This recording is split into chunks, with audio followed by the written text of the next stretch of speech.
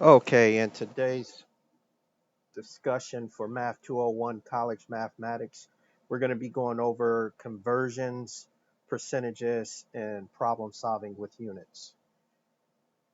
Here's a list of the upcoming assignments that will be due over the next week or so. Again, we'll be working on Module 1 this week. The homework that's due, you see it in the assignments and assessments, and it's due by September 24th. And if you look down here in Blackboard, I put a red circle around how to get to the assignments. You go to modules, module 1, you click on assignments, and your assignment should show up here. So these assignments down here match the same assignments and assessments that are due for September 24th. All right, so the first thing we're going to discuss today is the US conversion. Just to give a little introduction about how we do the conversions in the US. For years now, the United States has been one of the only industrialized nations that does not use the metric system as the primary system in most of our commercial and standard activities. However, although we don't use the metric system commercially, we do use it in our everyday life. We use it in math, we use it for science, we use it in the medical field, in the armed forces, and even our government uses the metric system. So our life is full of measurement activities. So when you think about things like home construction, you have things like blueprints that you have to read. If you're remodeling a room or if you're remodeling the entire house, you're going to be using some type of metric. If you're doing any type of landscaping, if you're adding bushes or adding plants, you're going to be using some type of metric to decide how much materials or what tools and um, things related to that remodeling or the landscaping job that you want to do. So the basic units of length, mass, time, and volume in a metric system. So for the length in the metric system, they use meters, which is abbreviated with the letter M. For mass, we use kilograms, which is abbreviated with the letters kg. For time, we use seconds, which is abbreviated with the letter S. And for volume, we use the letter L. We use the liter, which is abbreviated with the letter L.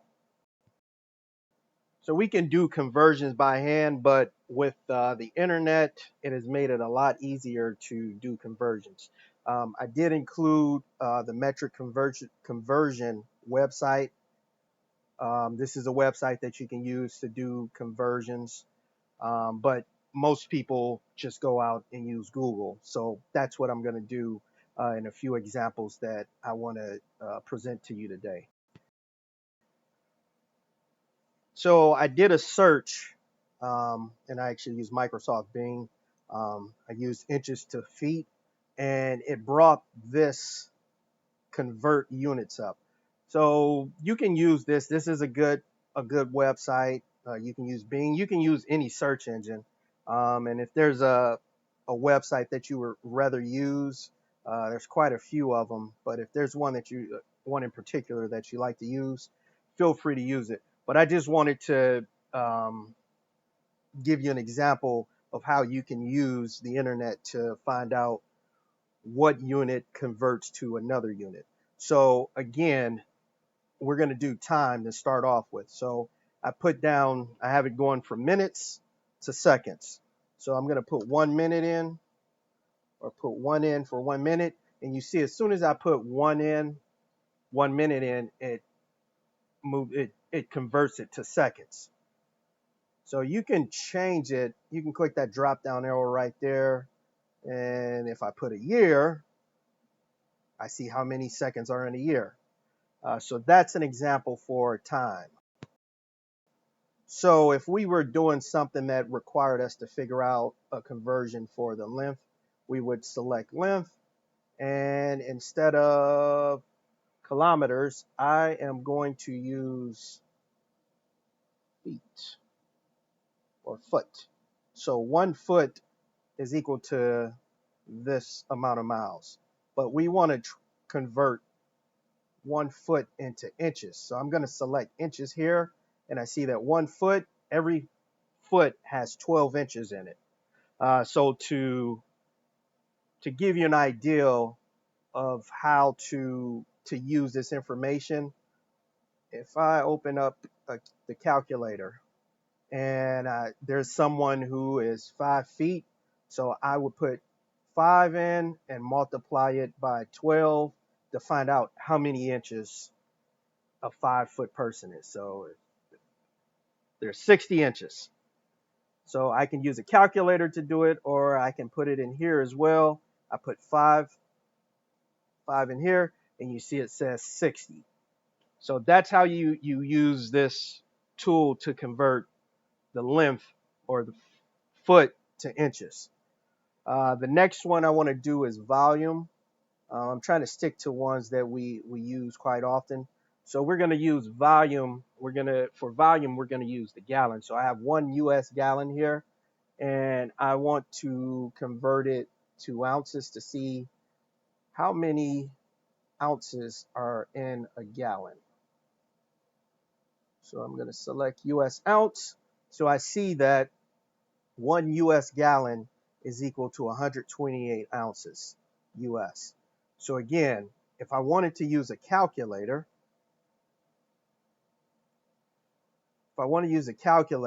and say we have 3 gallons, so I'm going to multiply 3 times 128. And that tells me that there are 384 ounces in 3 gallons. So another good thing about this convert units tool, it'll tell you the formula. So you multiply the volume value by 128. So if it's 1 gallon, you multiply it by 128. If it's 2 gallons, you multiply 2 times 128. So as with anything that's related to math, there are rules that you have to follow. I'm going to read over these rules and then give you an example of how we use these rules. So the first rule is to change from a smaller unit to a larger unit, you move decimal point in the original quantity 1 to the left for each larger unit of measurement until you obtain the desired unit. The second rule is to change from a larger unit to a smaller unit.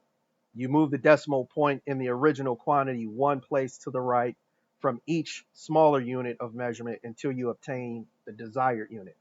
So this might seem a little confusing, but there is a word or an acronym or term that you can use or try to remember to help you with these two rules that have been presented. So the term to think about when you're doing conversions, the term is King Henry died by drinking chocolate milk. Sounds silly, but it is very helpful when it gets into converting meters to centimeters or grams to kilograms.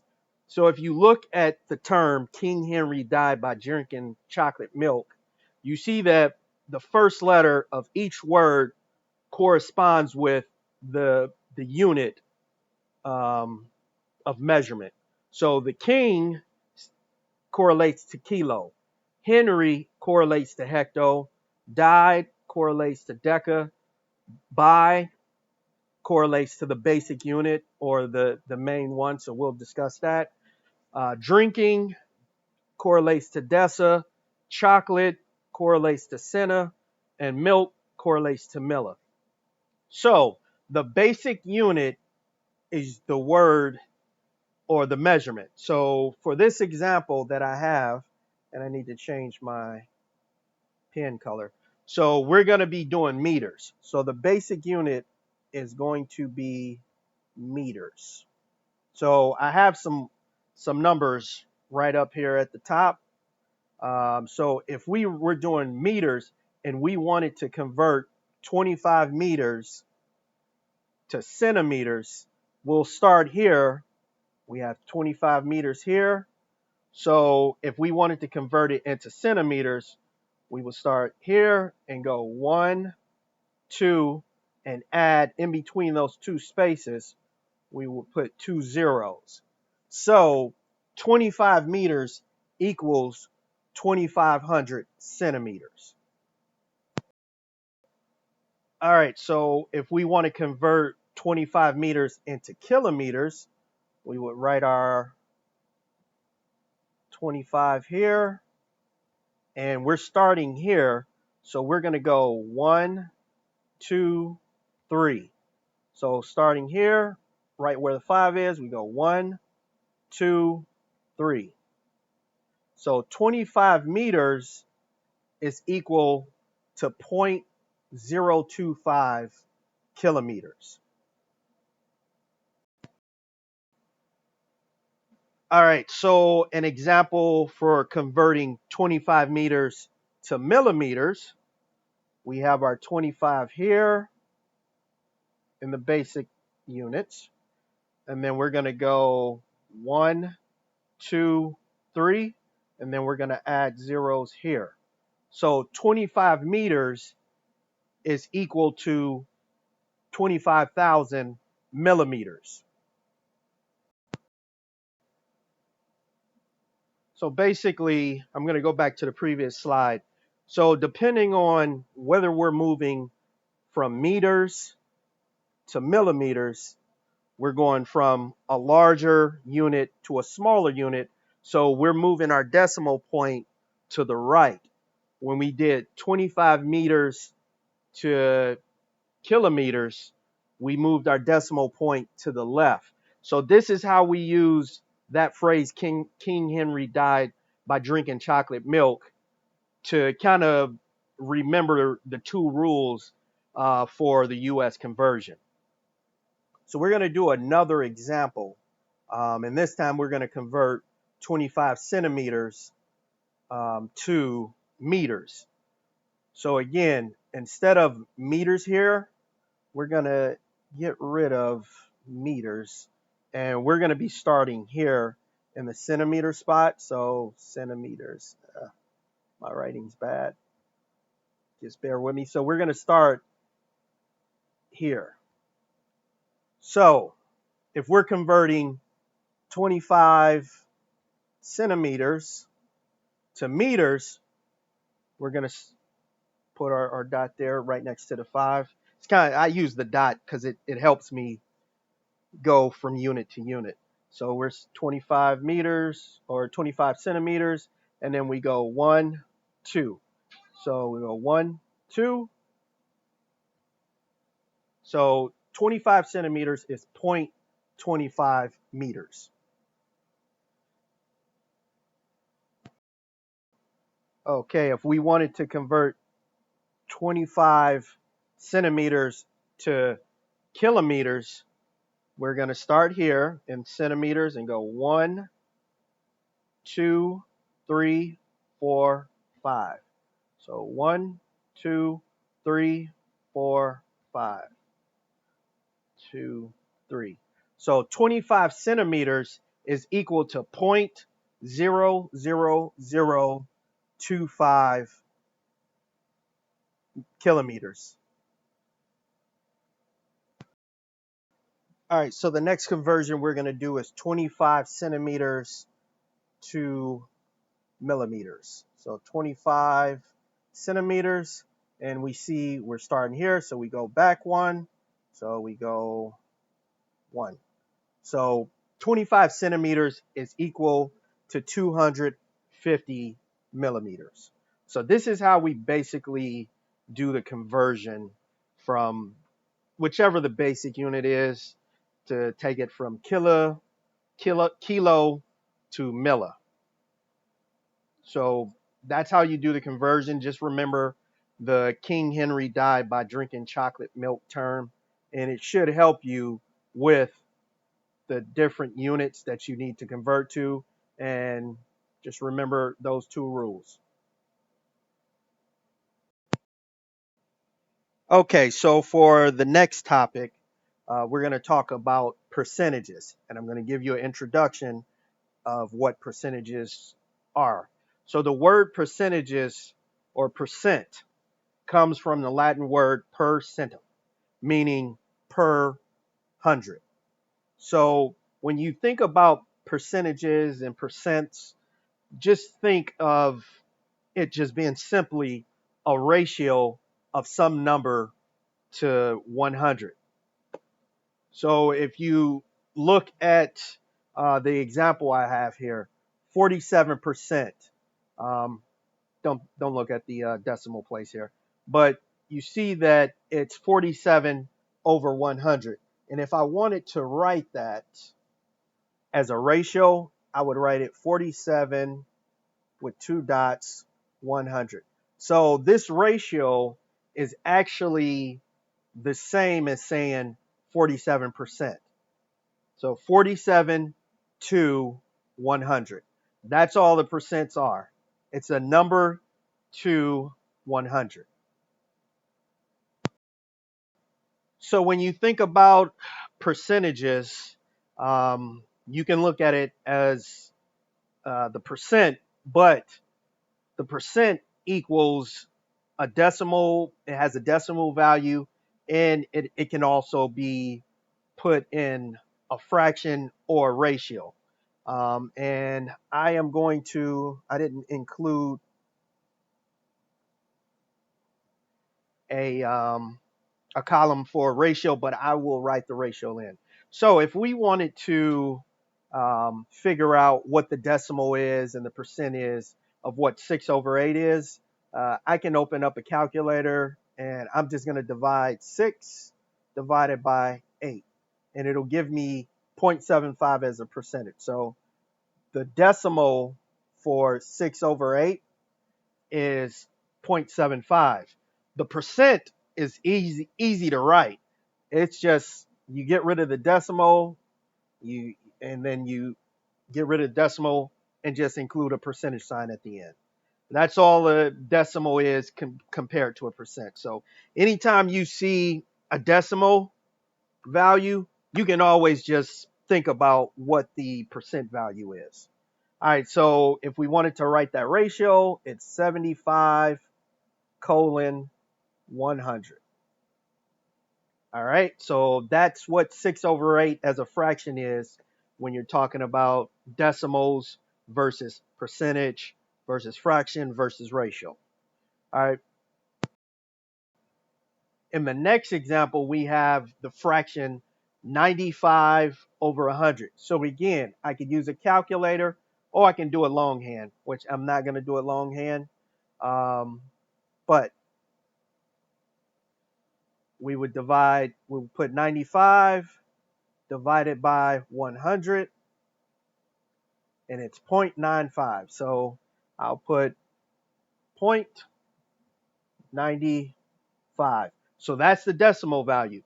If we wanted to change the decimal value into a percentage value, we just get rid of the decimal point there, and then we add the percentage sign. So 95 over 100 is equal to 0.95, or is equal to 95%. Or if you wanted to write it as a ratio, it's 95 colon 100.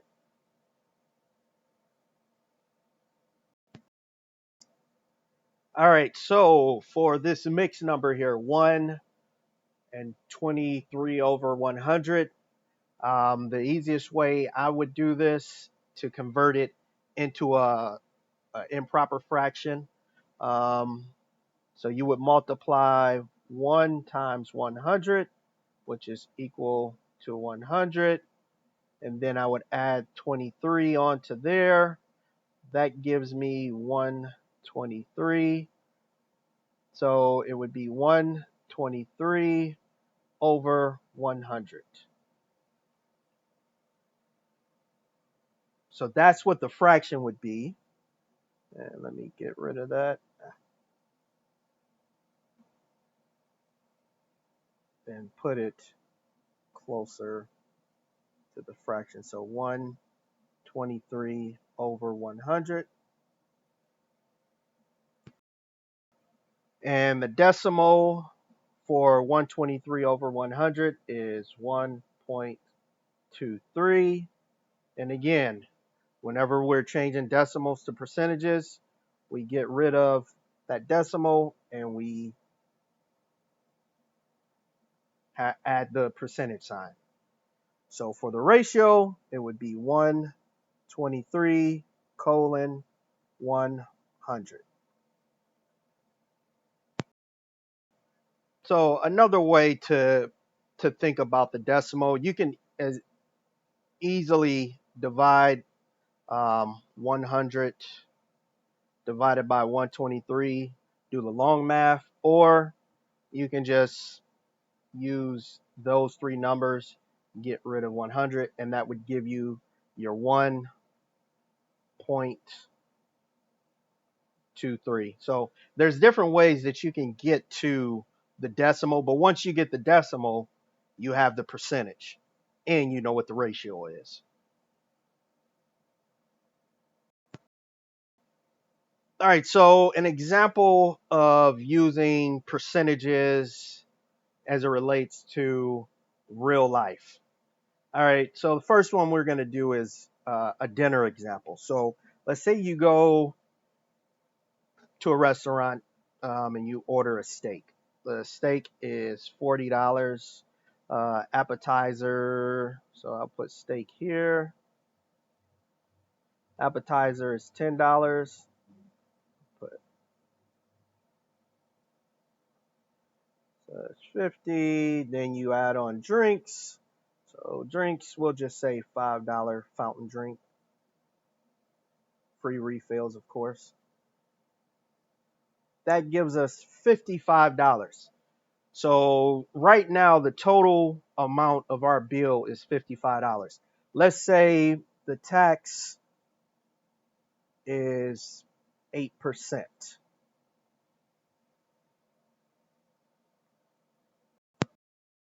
So in order to figure out what this tax rate, what 8% tax rate is in terms of dollars, we would need to multiply we would need to multiply 8% times whatever our total bill is at the time, so $55.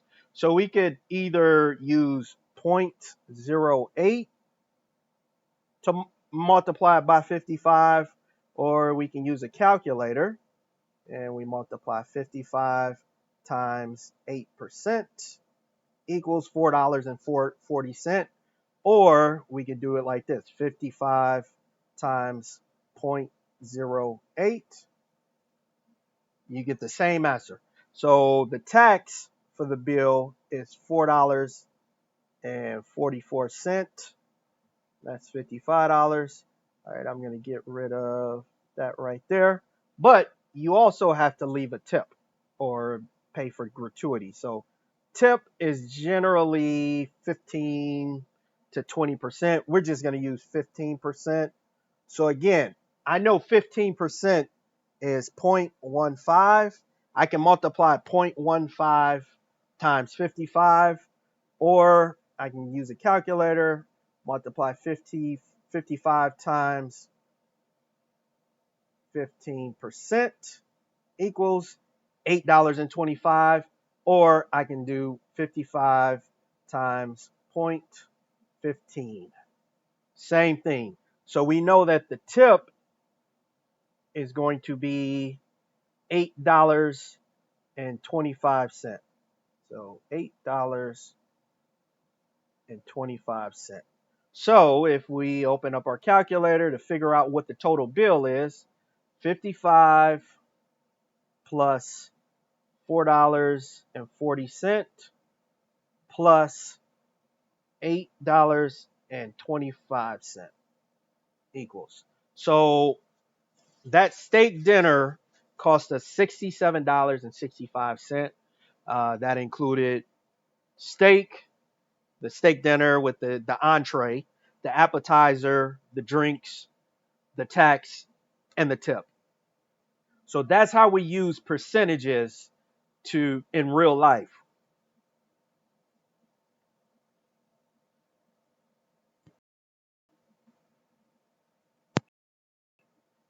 All right, so this should also say real life examples for conversion, because the next example is going to be a conversion example, and it's an example of a road trip.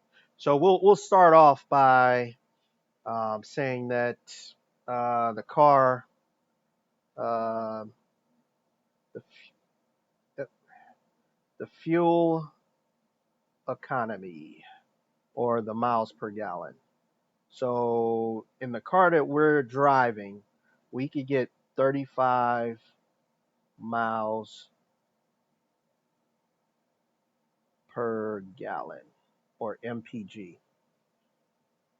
All right, so we have a car that gets 35 miles per gallon. Let's say that we put $40 in the tank. So $40 in gas tank. So how far would that $40 in miles, how far could we get? So the first thing we need to know is what the average cost is per gallon. So we'll use, I think I checked it earlier. I think it said it was, so the average gas price in the United States is $2.38. All right, so we know that we have to pay $2.38 per gallon. The numbers that we have right now, we have fuel economy, 35 miles per gallon. And we know that each gallon of gas costs $2.38. And we just dropped $40 into the gas tank. We need to figure out how many miles we'll be able to travel with that information. So I'm going to use something different because I need a little bit more space to do this problem. So we have $40. So what you see on the screen is we put $40 worth of gas in our tank. The gas price is $2.38 per gallon, and the fuel economy is 35 miles per gallon. So we got $35, and then we know that 1 gallon of gas costs $2.99. All right. So we would multiply. We would do cross multiplication, and so we get 40 over, and the dollar signs will cancel out. So we'll have that's 238, 40 over 238, and then we use this divided by $2.38. So we could drive, that'll give us 16 gallons. So 16.81 gallons. And we know that our car can drive 35 miles per gallon. So we would multiply 35 miles. It's getting sloppy. Let me erase some of this stuff. Okay, so the gallons, that unit will get canceled out, and then we would multiply 16.81 times 35. And the reason why it's 16.81 is because I just rounded up. 16.81 times 35 miles. So we can drive 588 miles off of that $40. So that's one way to use conversion in a real life example, where we're converting gallons to miles. And the way we do it is by multiplying in this example.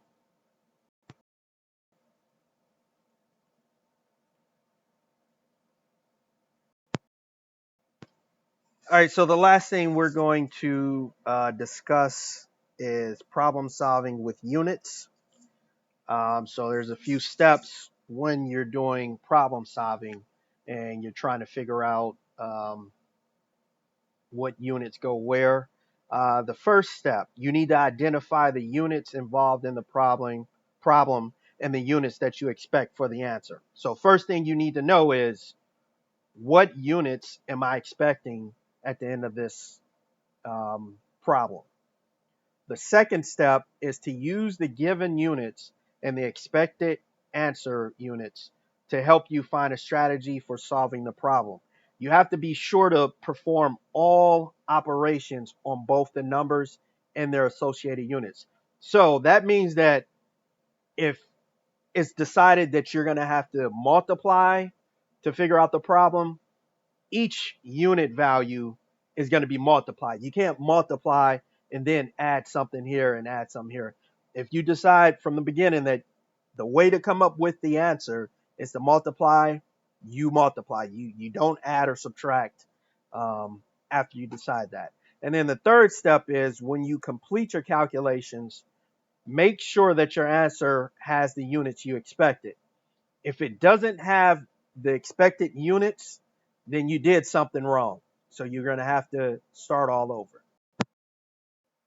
All right, so an example of solving problems with units. Suppose you earn $10 per hour and work 24 8-hour days in a month. How much do you earn in that month? All right, so the first thing, if we use those 3 steps, the first thing we need to know is, what's the expected units that are going to be in the answer. All right, so the first thing we need to do is find out how much money this equates to. That's the unit that we're going to be using. Dollars is the unit that our answer should be in. It shouldn't be in centimeters. It shouldn't be in miles. It shouldn't be in gallons. It should be in dollars. So the first thing we did was figure out that the units that are expected in the answer is going to be dollars. And that's based off of the question, which is, how much do you earn in that month? All right, so step 2, use the given units and the expected answer units to help you find a strategy for solving the problem. So one unit we know is dollars. The next unit we're going to be using is hours, HOURS, and the other unit is going to be days. So if we're going to write it out, so again, so it's $10 per hour, so $10 per 1 hour. And we're going to be multiplying. We're not going to be adding or subtracting, because we need to find out how much something is going to be at the end of the month. All right, so we have $10 per 1 hour. The next thing we do know is that it's 24 days. Oh, not days, 24 days and times. So we have 8-hour days. And we know that 8 hours per day, per 1 day of work. Oh, no, let me erase that. I didn't mean to write a multiplication sign there. So, based off of the information that's in this question, we've used the given units. And we have a strategy. The strategy is to multiply. All right. And we're multiplying across. You see, we have a multiplication symbol here, and we have a multiplication symbol here. Each thing has a unit of time. So what we need to do is start canceling out the units because we want our answer to equal some dollar amount. So we need to start canceling it out. So the hour here cancels out the hour here. The days here cancels out the days here. So that leaves us with 10 times 24 times 8. So if we put that in the calculator, 10 times 24 times 8. That gives us 1920. So in a given month, we earn $1,920. And that's based off of $10 per hour that we make. That's our earning rate. There's a 24-day period. And we know that each day we work 8 hours. So that's how you solve problems.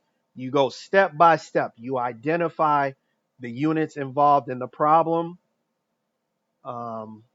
You use those given units as well as the expected answer units to find out how you're going to solve a problem. So you come up with the strategy. And the third thing is to be sure that the units that we expected to have in our answer is there, which it is, because we have a dollar amount and that's what we expected.